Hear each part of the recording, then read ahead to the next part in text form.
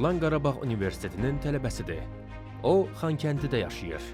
Həftə sonlarında isə turla ekskursiyaya gələn qonaqlara bələdçilik edir. Nurlanın yenə qonaqları var. O, bu dəfə də Bakıdan gələn turistləri qarşılayır və şəhəri gəzdirir. Bu dəfə də qürurla və həvəslə turistlərə məlumat verir. Növbəti məkana gediş zamanı Nurlan təyin olunmuş hərəkət marşrutundan kənarda naməlum əşya görür. Nurlan tərəddüd etmədən Anamanın qaynar xəttinə zəng edir. Anamanın əməkdaşları əşyanın partlayıcı sursat olduğunu təyin edirlər. Anamanın əməkdaşları ayıq-sayıq davrandığı üçün Nurlana təşəkkür edirlər.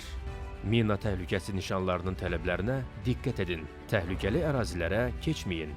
Naməlum və ya təhlükəli əşyalara toxunmayın. Özünüzü və yaxınlarınızı təhlükədən qoruyun.